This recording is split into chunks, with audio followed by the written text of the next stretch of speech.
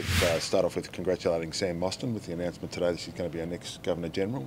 Sam's been a great supporter of ours for a long period of time and has served on a number of different roles for this football club, including our board, and she's been a breakthrough person in a lot of ways in our industry, and just wanted to say congratulations to Sam.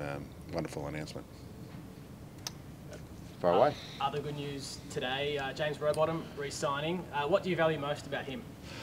He knows what his game's about, and he plays to that almost every week, and so he's very consistent in what he knows are his strengths, and one of his strengths aligns with one of the things that we really value, which is his pressure, and he puts enormous pressure on the ball. His ability to be able to go from contest to contest has been fantastic. He's been a great addition to our footy club from the moment he walked in the door. He's really popular, and he plays consistent footy, as his results in the club champion has been over the last couple of years. He's just been consistent, and he's a highly valued member of our team. So wonderful news for Rowie. You've coached a lot of players over the journey. Have you seen anyone go as hard as him consistently? There's been a few hard ones over the years. There's been you can tend to forget a few of the real tough ones, but he's in that bracket. We actually had him mic'd up for a game, and recently as on the weekend, and I sat down and listened to it, and all it was it was just like crunch, body on body, whack, whack, whack, and no wonder he pulls up a little bit sore on a Monday. So that's what we love about him. He closes opposition's time and space when they've got the ball, and he's really consistent in playing his role. So he's a really valued member of our team. You've got a couple others that you're trying to sign up, Errol Goulden obviously and Ollie Florent. Is there a worry that there won't be enough to go around for everyone, to satisfy everyone? You might lose one or two?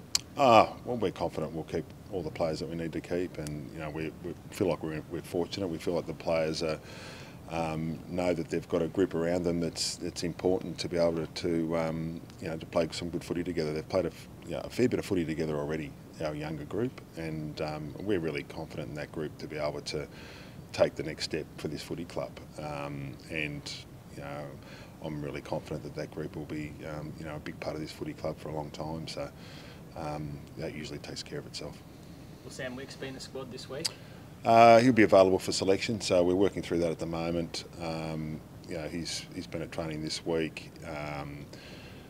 Taylor Adams will, if he gets through training today, will play. So that'll be exciting for Taylor as well. So we looked at the team last week. We had 7 midfielders that were 23 and under last week. So we've got a really young midfield group, and then there's Isaac, and so it's. We feel like that group's been terrific. One of the reasons that we wanted some more experience last year with Taylor was to be able to help that young midfield group out. And if he trains today, he'll play his first game for us, and we're really looking forward to that. Obviously, no Dane Rampy this week. Unfortunate injury on the weekend. Yep. Looking to replace him, do you go trying to find another tall to come in, or you've obviously got someone like Harry to come back in as well? Yeah, obviously Harry's got to go through the protocols. He's been terrific. Like he's felt really good. So he's got to go through the steps again today and tomorrow and make sure he feels good. So we'll see how that progresses. But he's been doing all that's required up to this point. But we'll look at the West Coast team, which we're going through at the moment, and work out what we need as far as coming in. Obviously Dane going out for a few weeks is disappointing, but if Harry comes in, that'll be a plus. We'll look at the tall mix that West Coast have got as well. I know Joel Hamling had a bit of a flu or was a bit sick last week. How was he pulled up? Is he in line to maybe play this week? Yeah, we had a few that were a bit crook last week, and he missed the game. He had a little bit of a touch of pneumonia last week, so he was a bit sick. So, but he was actually okay yesterday, so we got on top of it nice and early. So, hopefully he's starting to feel a bit better. I'm not sure he'll be just ready for senior footy this week. He's just sort of getting over the remnants of being sick last week. Given West Coast have been struggling, is it, while being respectful, a chance to manage the squad a bit? Absolutely not. For those that have known me over a long time, it's we put the foot down for every game because you have to. It's just such a tough, close competition, and so our challenge is to make sure we come with enormous pressure this week, get enormous pressure around the ball, put enormous pressure on West Coast, and go as hard as we can, and that's what we're going to try and do. Last season was obviously a record win. What are your memories of that? You know, what do you sort of take into that this time around? The only thing, well, I don't take anything in this time around, but the only thing that I recall after that game was Adam Simpson saying they had one player playing in their squad, in the Waffle squad, because they were ravaged with injury. I think that's an absolute outlier. Just on the Wick situation, can you shed any more light on what's transpired, what's happened since the weekend to bring it back to neutral, I guess? No, he's back in the squad this week as far as training wise. He's back amongst all the playing group. I'm not going to go into the details other than the fact that we decided last week to pick the team that we thought was best to go to Melbourne and take on the Tigers, which we got beaten. But this week we've decided to do the same thing as far as pick the best team that we can, that we think will give us the best chance in West Coast. And Sam will be available for selection, and we'll work through what that looks like. You're confident it hasn't affected your squad in any way? No, I mean we'll get on with playing footy, and that's what our focus is this week. I mean, we know what we've got to do to go out and execute, and we've got some great evidence to be able to turn to be able to do that, and that's what we'll try and draw upon. And knowing full well that against any opposition you've got to give your best, and we got rolled by 5 points last week. Richmond were fantastic. They were really, really good. So you got to respect the opposition. They were very good last week. So we've got to give our best this week. I spoke to John Longmire last week. He's a terrific young kid, and he was quite open about the racism he suffered as a young guy playing soccer. And he says while he doesn't experience it in the AFL, he still gets racist messages from time to time. And I know he's been around the AFL scene for a while now, but how do you support a guy in his circumstances? Oh, well, first of all, I think it's very clear that that racism of any sort is not accepted. Second of all, we have a strong welfare department that helps support all of our players, and I think that's one of our strengths. We have a lot of players from interstate and a lot of players from different backgrounds, and we're fortunate to have a really strong welfare department headed by Brett Kirk, which helps support all of our players. Just on Taylor Adams, he obviously hasn't played top level yet, but what has he brought to the group, just his experience, and what's he been like off the field? Yeah, he had a great pre-season. He was terrific from the moment he walked into the place. He's provided Luke Parker and Callum Mills with that bit of extra help as far as leadership in our midfield group, and we do, as I mentioned, we have a young, really we believe a good young midfield group, but they are still young and they're still learning, and so to be able to add another experienced head to that off the field in a meeting sense, on the field in a training sense, what he says at different times during the training sessions, during the games that he's played for us in the scratch matches so far, just adds to the value that he brings to the group, and you can see the group learning off him all the time. He's got so much to add. So, he got through 2.5 quarters on the weekend. He's pulled up well. So if he trains today, he'll be selected for his first game this week, which is, we're really looking forward to seeing him run around the red and white. And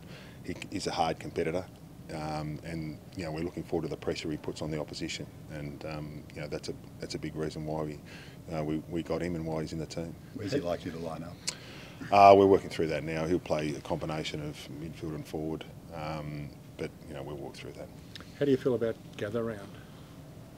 I think it's been a great concept, and obviously being up here, you see what the NRL were able to do, and they've got some great ideas, and what they were able to do in Brisbane, I think, has been really good, and I think it's a great concept. We've seen everyone embrace it across the whole industry over in Adelaide, and I think it stands out that it's been really embraced across the industry. So I think it's been a great concept, and terrific that it's in South Australia for a couple of years, and then hopefully it goes to tender, and we get a few more footy grounds in New South Wales built between now and then, and it'd be a wonderful opportunity to bring it to New South Wales and showcase all the teams up here. And I think we've seen the benefit of it in Adelaide, and for the city, for the state, tourism, the attention of everything turns to that.